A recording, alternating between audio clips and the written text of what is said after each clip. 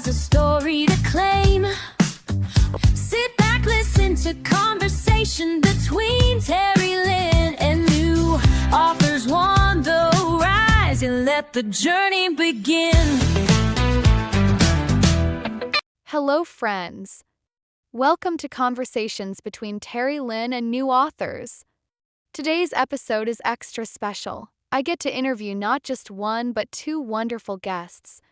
For the very first time on the podcast, I'm talking with sisters and co-authors Lavonne and Theresa Bjelland.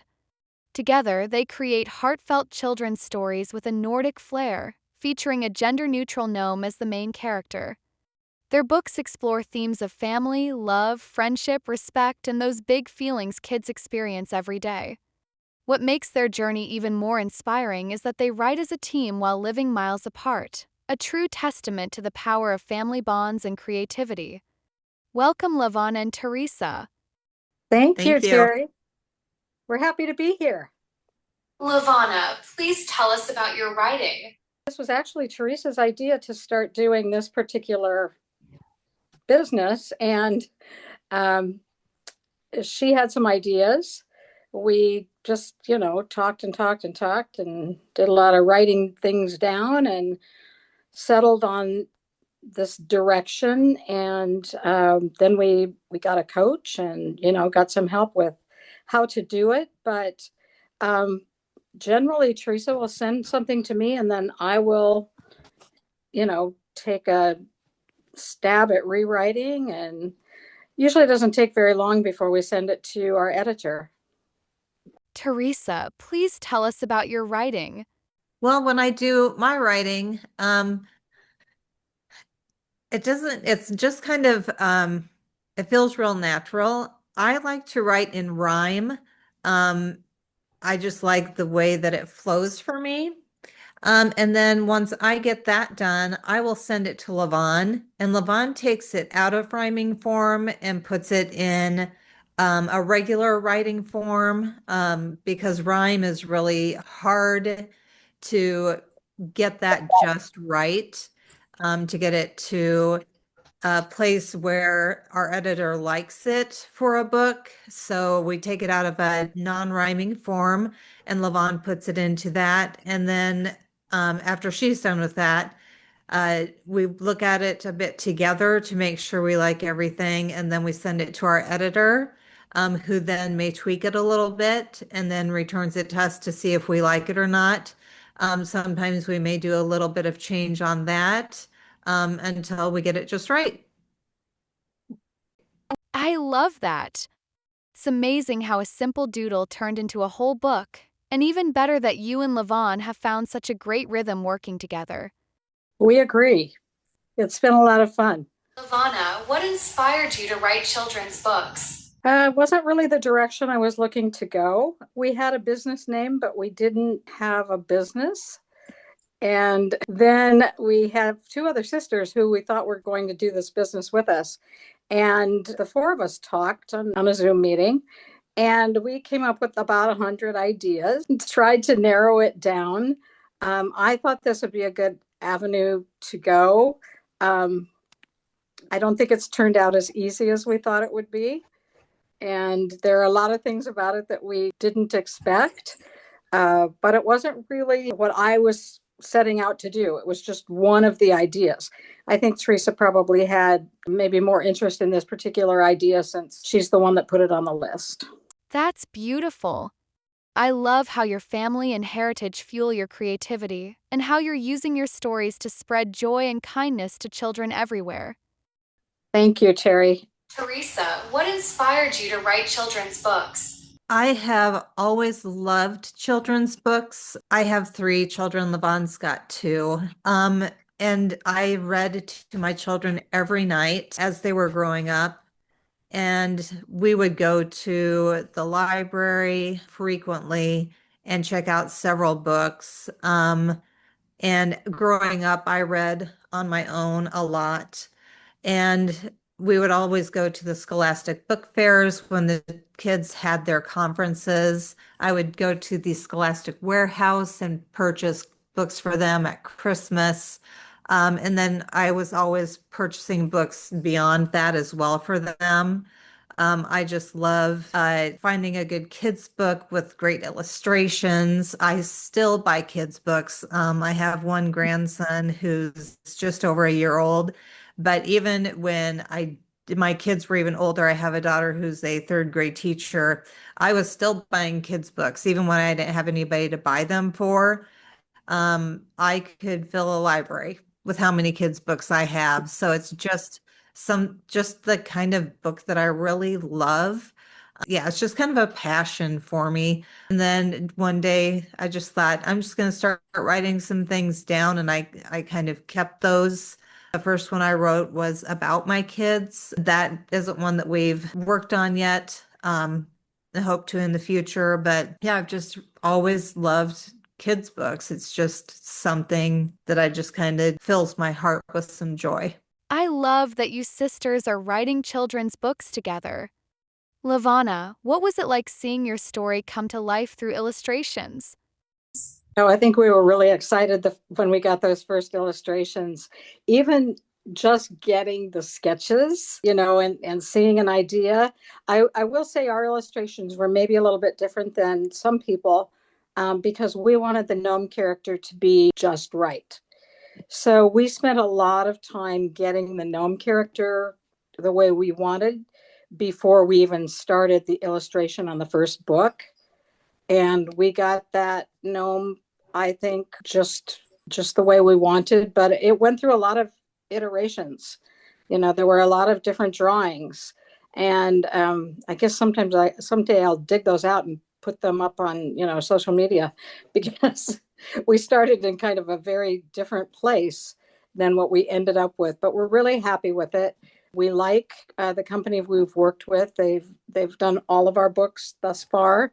Um, and we will probably continue to work with them because we want to have the continuity, especially with the Gnome Adventure series. Absolutely. Lavonna, what challenges have you faced as a new author, especially when it comes to publishing or marketing your book? There's been a lot of challenges. We decided, I'd say pretty quickly up front, not to go the traditional publishing route and to go the self-publishing route. And that is because it was less expensive. It was already a lot of money to get the illustrators and the editor and, book designer and all that. So we just decided we'd go the self-publishing route. We have had all the books printed, though, and that's been quite expensive. But I don't know if we understood how much all those things were going to cost, would be one thing. And then the marketing is a whole separate animal. I mean, I know that too, Terry. It's just, there's so much to do. I wasn't expecting this to kind of, some days feel like a full-time job. I think we'd both be happy maybe to just do the writing and let somebody do the rest of it. I guess you probably feel the same way. Yes, I feel the exact same way. Theresa, what was your favorite book as a child, and do you think it influenced your writing style today? Yes, I would say so because like Dr. Seuss, like the one fish, two fish, red fish, blue fish. Yeah, rhyming books. So yeah, and probably like anything Dr. Seuss that rhymes. I always like any of that catchy stuff. Because I also liked to like memorize it so I could say it, over and over again. I could probably recite quite a bit of it right now. I love that because it was like fun, and catchy and just so cute. And then the illustrations also. I love the whimsical pieces of it. And all of the different characters, how there were like, the cars were, weird and fantastical and maybe they had like in some of the books, it was like a big puff ball, that was the flower or something like that, in different things or, just like silliness. But yeah, I just loved all the rhyming aspect and all of the strange illustrations that were so fun. So yeah, I would say One Fish, Two Fish, Red Fish, Blue Fish, but then all of the other books too that were just so creative. I love rhyming books too. Yeah, I remember one in first grade that was called Fire, Mrs. McGuire in particular that I always went and grabbed off the bookshelf when I was in first grade. Lavonne, is there a scene or character in your book that's especially meaningful to you? Other than the gnome, yes, because our fourth book in the Gnome Adventure series is about our mother, and it has Teresa's three children in it as young children because they're adults now. But of course, our mother. And then we just released a fifth book that is not a gnome book, but it's about our father and it's about teaching young children about dementia. And both of our parents had dementia. We lost both of our parents in January of 2021, very, very close together. And so this was a way of, doing something to honor both of them. We kept it a secret from our families until we had, the final illustrations, final design and everything of the book and sent it to them, in a like a PDF format so that they could see it before it was published. So they did get to see it first. I know we touched everybody with this last one, the one about dementia, because it has an ending that is something very, very familiar to all of us, something our dad said. And so it was very touching. I will say we have a brother who he called me after he read it and told me that he was crying and his aunts were crying. Anyway, so I know that everybody probably enjoyed that one. And that one has all of our children in it. They're kind of a compilation, and the mother slash aunt is a compilation of all four of us girls. But yet those two are really meaningful to us. But if I don't go with the parents, I have to say the gnome. Love that little gnome. That's so touching. I love how you've honored your parents through your stories. What a meaningful way to share family, tradition, and important life lessons with children in your family. Yeah, I think we do it for our grandsons now. We have three grandsons between us. I think that's why we do it now. Theresa, what age group do you write for, and what draws you to that specific audience? I think we fit a lot of different age groups in there. Mainly like I would say anywhere from 3 to 8 or 9, because I think the young kids like the illustrations. Kids who are a little bit older, they love the story and also the illustration. I've taken it to my daughter's third grade class, and they love sitting there and listening to it. And then also, they love at the end of our books, we do have words that are translated from English to Norwegian. So the older kids can learn some Norwegian. Um, but I think it does encompass a lot of ages and even like older people. I mean, if it was me, I'd be buying it because I love books. But so I think it encompasses a lot of ages just for the story about it being diverse and inclusive. And for, just like I said, the illustrations are really beautiful. There's a lot of Norwegian influences in it for the designs in there. There's a cardinal on every page that is a little bit like how Mercer Mayer has a spider on every page. We've included a cardinal. A cardinal is for remembrance when you've lost someone in your life, but he's also very fun on all of those pages doing different things. He maybe is skiing somewhere or driving a race car. So, I mean, there's just a lot of different nuances and fun things in the books. So I think just so many ages would enjoy looking at these books or enjoying them with their children. So, yeah, I think it's pretty wide, but I'd say mainly probably 3 to 9. Yeah, in my opinion, any children's picture book can be appreciated by any age. Yeah, definitely. Absolutely. Lavonne, what do you think makes a children's book truly memorable? Well, I think it has to have a character that engages children. I think the character they need to be able to relate to that character on some level. Maybe it's as simple as the one that we have about the rainy day fun. As simple as what do you do when it's raining and you had planned to go outside?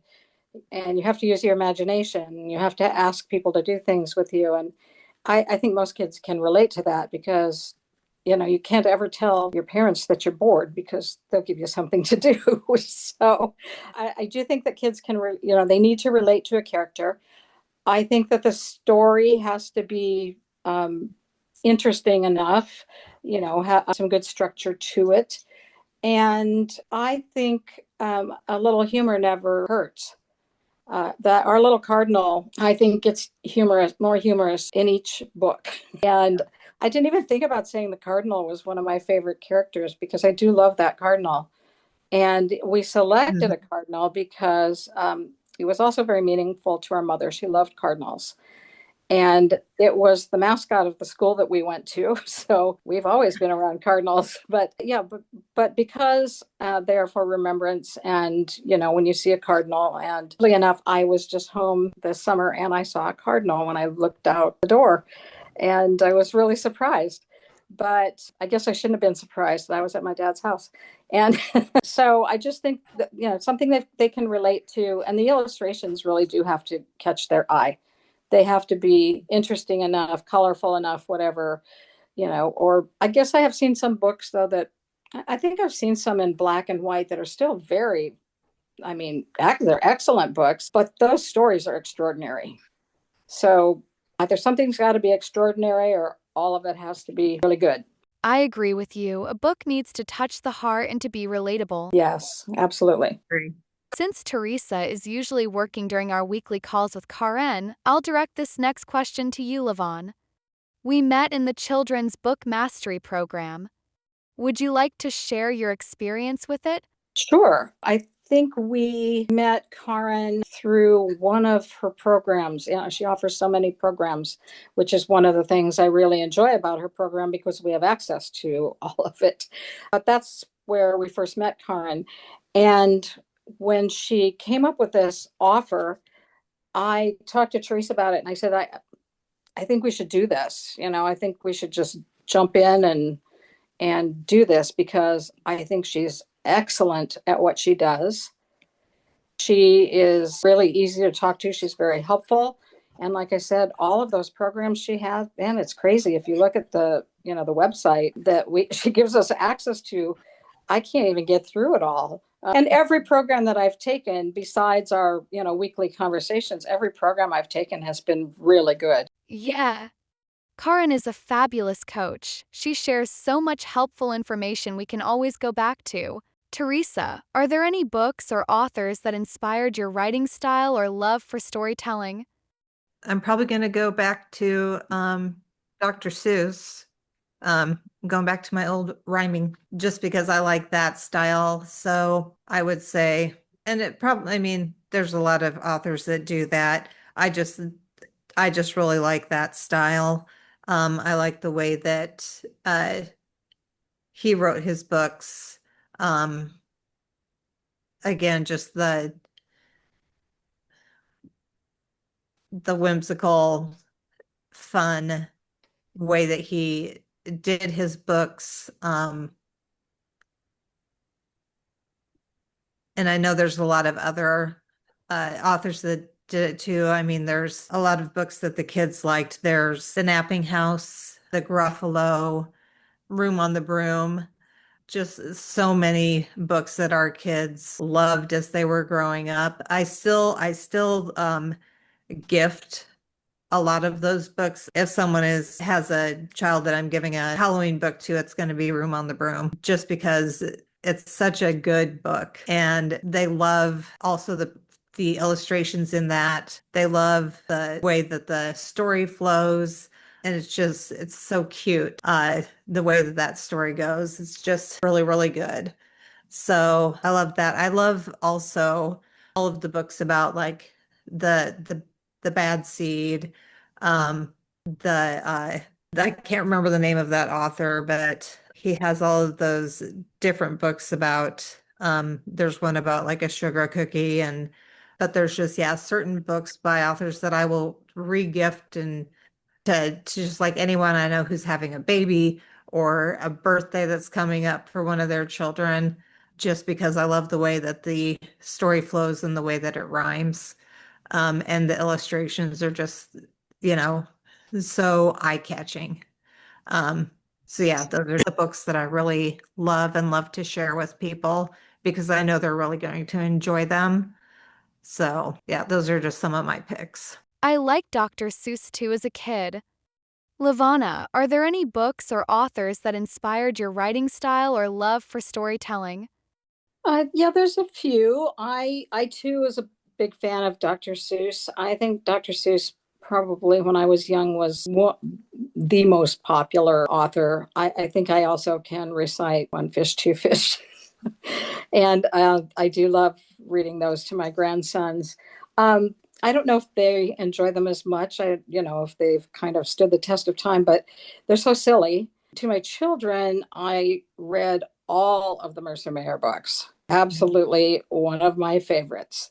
I thought they were so funny as an adult. I just thought those were so funny. And my daughter still has them all. So, once in a while we drag those out and read them to my grandsons.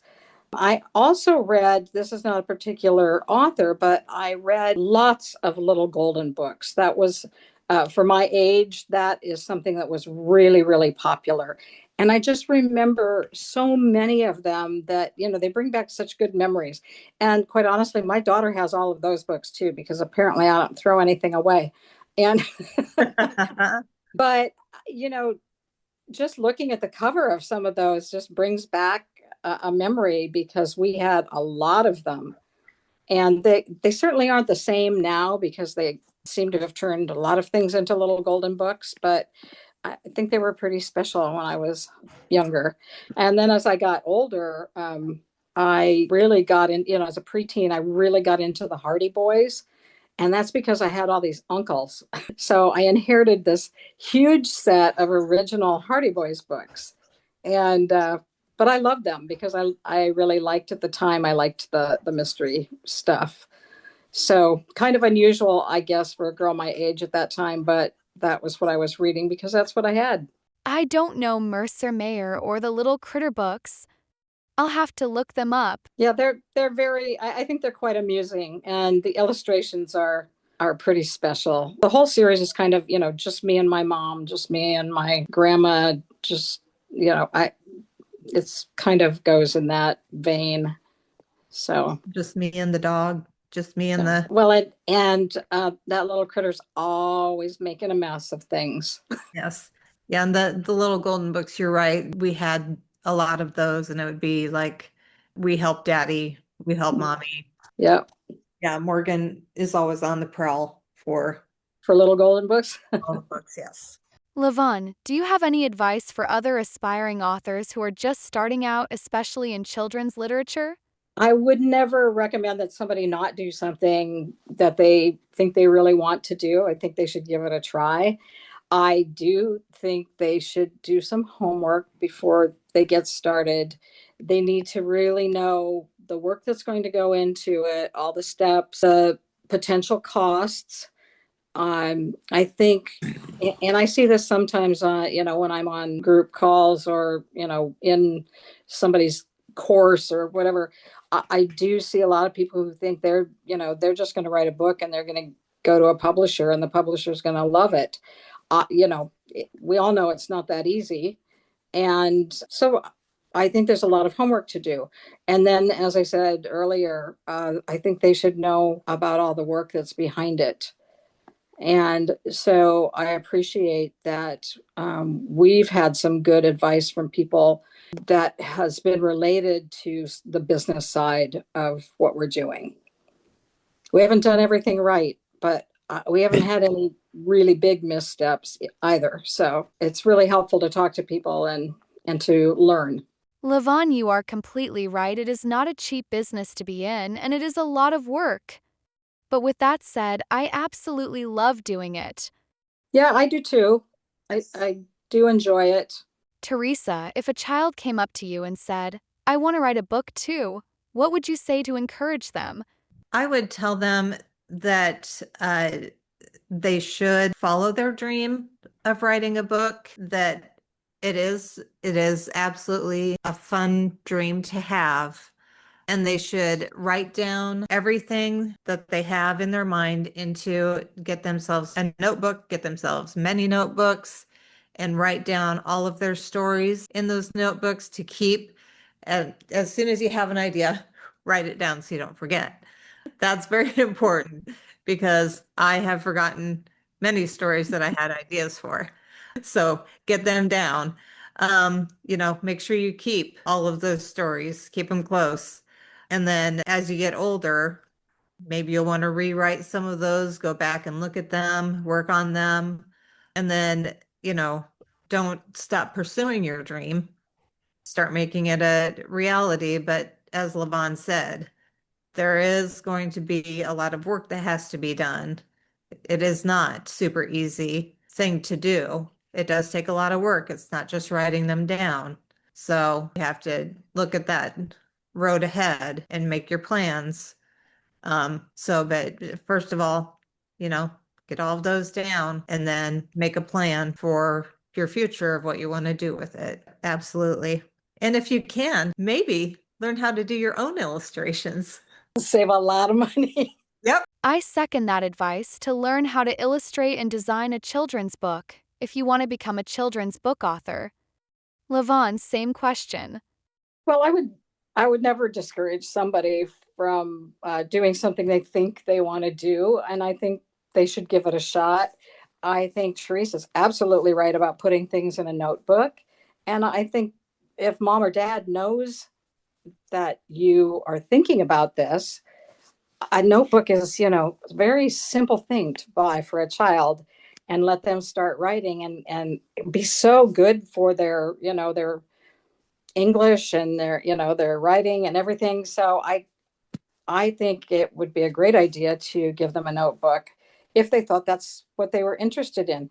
If it turns out they're not, maybe one day they'll still want to look back on that and get a good chuckle or something. But um, yeah, I think they should be encouraged. I mean, we all know how many people are writing children's books, and it seems like there's always room for more. I mean, there's so many out there, but I keep seeing really good ones, so you just never know.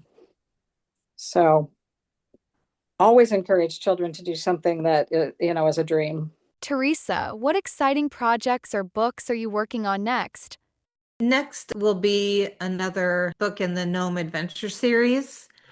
So I'm not sure which one we have settled on. So I don't know which way we're going to go, but I'm really excited to get back to the Gnome Adventure series and see what Gnome has in store for everyone.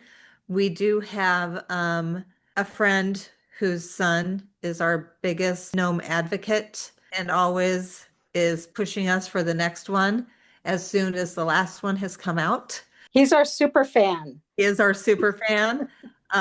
So, and I know that he has a baby brother on the way. So I don't know. We did ask him for suggestions and he had several. So we may take that into consideration. Or I don't know if maybe Gnome needs a sibling or if or what we're gonna do. So maybe Skylar shout out if one of his ideas will come to fruition or if we'll go another way. But I am super excited to continue the Gnome series. So Yeah, I am too. We have a very long list of ideas we for the we gnome do. series. And there's Um, more up in the yes, noggin. there's more So, ahead. yeah. I would also like to do another Christmas book, the one with or a holiday book. The one with our Yeah. mother, it was actually our holiday book last year Yeah. because it was about baking one of the Christmas goodies that we grew up eating. Yes. And I know we both still make them, and it's something my grandson adores. So he's asked me now a couple times to make them, and I always have to tell him, "I'm sorry, they take 2 days. I can't. We can't just make them today." Right. Right. So anyway, I would say yes. We would like to now that we got the really personal and emotional one out of the way. I think we want to go back to having some fun with the gnome. Yes. Lavonne, where can people find you online, follow your journey? We have a website. It's the UFDA and that is spelled THEUFFDA sisters.com. And so there's a website, has all of our books and merchandise, has information about us, has discount code. We also have information on there about the Kushli Kids Club, which is basically they'll get discounts, they'll get any activity sheets, coloring sheets, whatever we come up with that month, they'll get that. And we'll see what other things we can come up with in the future. We are looking for more super fans as well, because we have special things to give super fans, and they're things that you can't buy on our website. But we are also on Facebook, Instagram. Those two are the ones we do the most on. I don't know how much there is on Pinterest or TikTok or anything else, but definitely Facebook and Instagram, you'll be able to find us there as well. Thank you, Lavonne and Theresa, for your information. I will put the link to your website and your company name in this episode's notes below. Thank you, Terry. Lavonna, is it anything else you want people to know about you? I just thought of one thing while we were talking about encouraging kids. So there's a woman who lives in London who's really responsible for getting us started on this journey. And we met her on the train between London and Paris, very serendipitously. We didn't know her. And she wrote children's books. And we told her we wrote children's books. And she was connected to a bunch of people in the United States that she was, part of their group, like our small groups. And so she really gave us a boost by giving us some really good information. I don't even know that I've told Theresa this, but her son just wrote a book. The older one just wrote a book, and I don't think he's even 12. So, we'll see how that does. But I think that's really interesting and cool that he got a book out there at that age. Thank you, Lavonne and Theresa, for talking with me on my podcast, Conversations Between Terry Lynn and New Authors on the Rise. Thank you, Terry. We appreciate your time, and I'm so happy you asked when you saw the email that I sent out. So we're really happy that we were able to do this with you. Thank you. You're an inspiration, by the way. Thank you for that nice compliment, Lavonne. Okay, my listeners, tune in next week when I talk with Stephanie Schieffer, who's a children's book author. Until then, happy reading with your kiddos.